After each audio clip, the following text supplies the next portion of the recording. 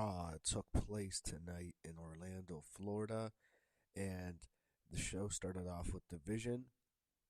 It was a good promo. I skipped through a lot of it, I'll admit, because I just get kind of disillusioned by Division. Maybe it's just the legacy of Seth Rollins, a guy who I really don't like. But, it was Heyman talking and Braun Breaker cutting a good promo. Punk and Braun eventually went back and forth when CM Punk came out, and it turned into a very good promo to build up for their match next week. And if you haven't noticed, I have a very different sounding voice today. I am very under the weather, I'm not going to lie. It's difficult for me to even record this right now. It's actually a little bit painful. Yeah, I'm very ill, so if I sound different, you notice it obviously. That's why. I'm going to try to get through this review a little bit faster than usual this week. It's the last Raw of the year. Year's almost over. It's kind of the dead time for WWE, to be honest. It's like the worst time. No one really cares. So backstage, Jackie Redmond interviewed Raquel Rodriguez ahead of her title match, which was a triple threat match. Then Liv Morgan gives her a prep talk. Raquel doesn't want either Liv or Roxanne involved, and that's when Roxanne Perez walked in, and Raquel was dismissive of her, and then Liv whispers something to Roxanne, and I'm thinking, okay, this makes sense for Liv and Roxanne to cost Raquel the match, but they didn't come out, and there's clearly an alliance. I think Liv and Roxanne have good chemistry together. I think they'd be good as like kind of a team, and I think they probably are going to turn on Raquel soon. Nikki Bella was out next, and I was very worried that she was going to win the title tonight. When we come back from break, Stephanie Vaquer comes out, and we get our Women's World Championship match, a triple threat match. Stephanie Vaquer defending her title against Raquel Rodriguez and Nikki Bella. So there was a variation of the Devil's Kiss. There was a Tower of Doom spot. Nikki actually locked in the STF as a tribute to her ex. The fans chanted, "Thank you, Cena." And Nikki was actually a good heel here. She says, "No, thank me instead." Thankfully, Stephanie did retain. So Raquel hit the Tejana bomb onto Nikki Bella, but then Stephanie threw Raquel out of the ring and pinned Nikki to retain her title. So Stephanie keeps the belt. Definitely the right decision here. In the parking lot, Jackie and Redmond was ready to interview Gunther until R-Truth stood up to him as he was talking shit about Cena, called him a piece of shit, whispered the S part in his ear. Gunther then challenged him to a match later tonight. Kabuki Warriors were out next. When we come back, they cut a promo on Rhea and Io. Then they come out together, and Rhea and Io They come out to confront them. Then they storm the ring and they go after the champions. However, both the Kabuki Warriors injured Io's back. I think it was Oscar or Kyrie threw her into the announce booth, so it re-injured her back. And then the faces eventually fought them off. But they did do a thing where it seems like they're going to work on Io's back again. But Rhea and Io ended up standing tall, but they stood tall at the end. CM Punk talked to Rey Mysterio backstage before his match. Rey said he was covered tonight, and that meant, alright, someone's coming. We're going to see a return tonight. Gunther was out next. He got heat, and then R-Truth comes out to defend the honor of John Cena. Yeah, Gunther and R-Truth. Truth got a couple of hold spots or some stuff. Not much here. Gunther hit a power bomb that he locked in sleeper and forcing R-Truth to tap out. We see the Usos in the locker room. I don't care. I don't like Jay. I still don't. We got an Obafemi video package, and then we go backstage to see Javon Evans talking to AJ Styles and Dragon Lee. Then the Los Americanos walked in, and they talked for a while in Spanish. This segment, I just wanted it to end. Chad Gable, to me, is just so much more entertaining as El Grande Americano than Ludwig Kaiser. I just found Chad Gable really entertaining in this. Austin Theory is backstage with Paul Heyman and Logan Paul. Then we get Austin Theory against Rey Mysterio. So Logan Paul actually attacks Rey Mysterio, causing a disqualification. They beat him up, and then Rey is getting beaten until Penta makes a save, making his return on Raw. They clear the ring and stand tall. Rey and Penta do. Then we go to Rhea Ripley and Io Sky, and we get a video promo from them ahead of their title match next week. We see AJ Styles and Dragon Lee warming up to defend their tag team titles for the final time. Maxine Dupree was out next, and Becky Lynch interrupted her. The promo went on for a bit. People are praising Becky for this. I don't know. I felt this promo just kind of, It dragged on and went on for a little bit too long for me. I was not a big fan of it. I'm not that excited about the match next week. I think Becky should win. I'd book her to win, but I feel like they have this infatuation of Maxine Dupree just because she improved a little bit in the ring. I am not that into this.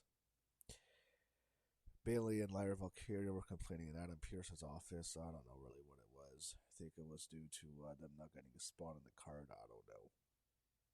Then they announced Raw will be a Stranger Things themed episode next week. They preview the show. Of course, you have the women's tag team title matches. Asuka and Kairi Sane defending against Rhea Ripley and Io Sky. Women's Intercontinental Championship, Maxine Dupree defending against Becky Lynch. And the main events, the World Heavyweight Championship, CM Punk defends his title against Braun Breaker. And then you had the Usos do the Yeats entrance, which I don't like. Then the champions came out after that, and we got our World Tag Team Championship main events. AJ Styles and Dragon Lee defending their titles against the Usos, who I think the last time they were champions was WrestleMania 39, before they lost to Sami Zayn and Kevin Owens. And this was a good matchup, very good actually. Fans were into it. It was an exciting matchup, probably the best part of the whole show, to be honest. I thought the right team won. I like AJ Styles and Dragon Lee as a team, but it's not a team that's going to last too long. I do think that Usos are the best option to have to be the tag team champions. They're a very good team. Yes, I hate Jay's single run. I think it's one of the worst pushes of all time. Jay was I think he was the worst wrestler of the year this year in 2025. I think very little of him in that regard. But they're a great team, and they actually had a really good matchup here. It's incredible how much better Jay is when he's just teaming with his brother. And they actually had a really good matchup, and they won. They hit the 1D, and I think on Dragon Lee, and they regained the tag team titles. After that, they celebrate with the fans, celebrate in the crowd.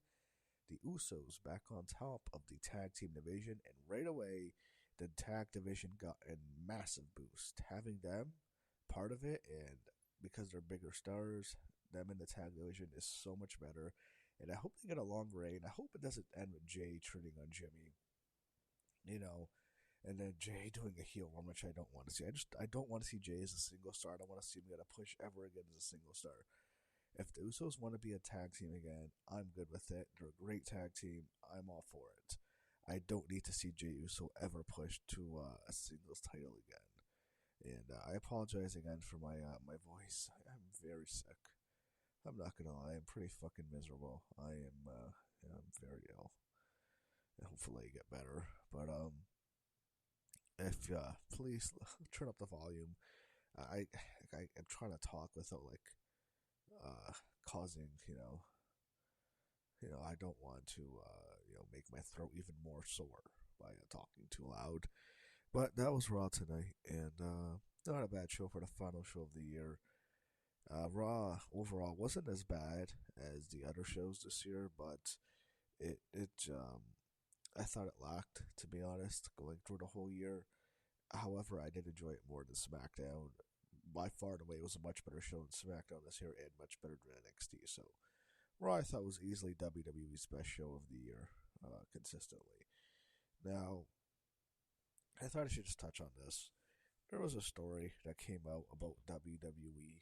There was leaked text messages between Nick Khan and Vince McMahon and Paul Levesque, all kind of implicated in this, in which Vince still had creative control, or at least creative influence, despite Hunter, Paul having supposed full creative control. And Vince was reportedly instrumental in the booking of WrestleMania 39, which makes sense why Cody Rhodes didn't beat Roman Reigns. It makes sense why Finn Balor lost to Edge, which was just baffling.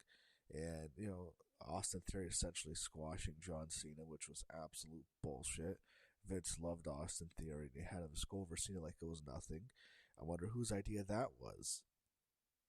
And Brock Lesnar and Omos being booked, had Vince McMahon's fingerprints on all over it. You can see it. Even though WrestleMania 39 was a great WrestleMania, one of the best WrestleManias of all time, but there was elements that just had Vince's fingerprints all over it.